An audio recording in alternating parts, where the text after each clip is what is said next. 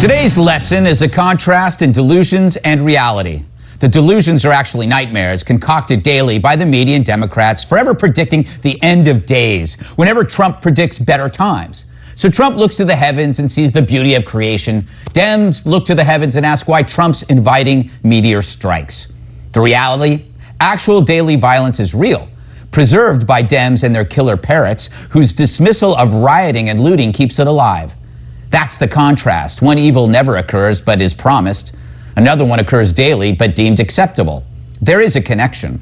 The predictions of the apocalypse are used to justify the degradations on the street.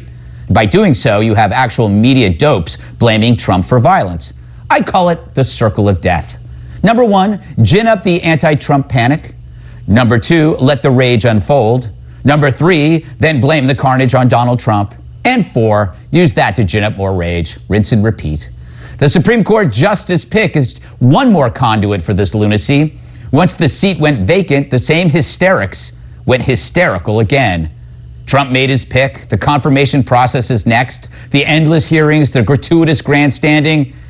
You know that's going to be a circus of exploding heads. And Lemon's head already did. We're going to have to blow up the entire system. You're going to have to get rid of the Electoral College. Lemon's the Duke of Delusion, and proof that if you get a lemon, you can always make CNN. Nightly, he expresses his apocalyptic fictions of what Trump will bring, while of course denying the actual apocalypse he's previously mocked. This clip never ages. What violence! I went out and had a great dinner in New York City. We went out and had a great dinner in New York City tonight. People actually walked up to us and said, thank you for, I watch you every night. I can't believe they thought they had to do a double take at us actually hanging out and not seeing us on the TV screen. But New York City was not, a hellscape, was it? I mean, that one guy who ran by with the machete who tried to guess. No, of course it isn't.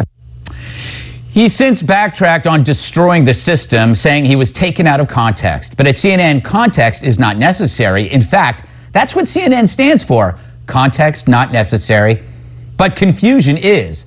Really now, who's news and who's commentary over there? At Fox, it's obvious. You know I'm commentary, and Hemmer is news. You know Tucker's commentary, and Brett is news.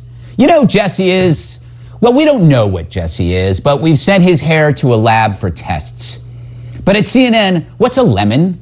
What's a Cuomo? If you did a nutritional analysis, how much of what they produce is news? How much is commentary? And how much is raw sewage? It's a media mullet. They got a little bit of news up front, but a whole lot of smelly opinion in the back. And here's how that recipe plays out. Up front, today COVID death stands at 200,000. In back, thank you, Donald Trump, for killing each and every person and also for running over my dog when I was 5. It's why these doom merchants can't be labeled. Their only standard is make money for Jeff Zucker, which calls for conflict. It's just as bad at MSNBC. Their delusion? For the first time in the history of this republic, you have a president of the United States who will not commit to a peaceful transfer of power. For the first time in the history of this republic, you have a president of the United States who will not commit to a peaceful transfer of power. Is it pretty much a 5-alarm fire? That is pretty much a 5-alarm fire. Thank you for that. Is he Beavis or Butthead? I can never remember. Again, the left creates a delusion that Trump will be violent while they guaranteed a non-peaceful outcome through extortion. Your city shall burn if Trump wins. And violence is only encouraged when gibbering ass faces keep Hitlerizing people.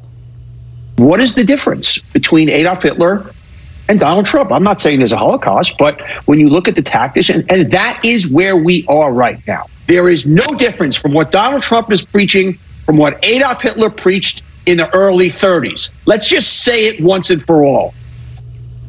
Okay, how does he keep working? Who does he have naked pictures of?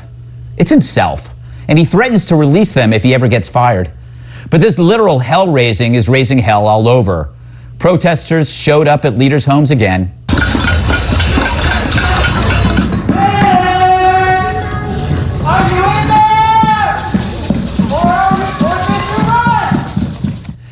And again, they threatened people out for dinner.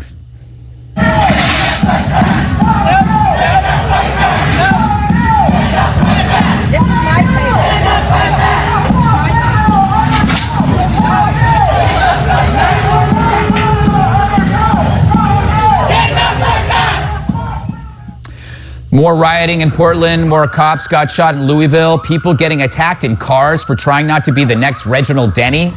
And you think people won't get targeted if Trump wins? They're getting targeted now.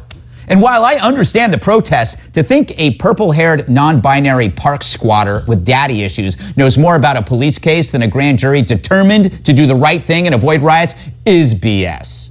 But does it matter? No, we're watching a narrative pumped up by algorithms and media corporations inciting conflict because it makes money. And it preserves the power of such algorithms and corporate bosses.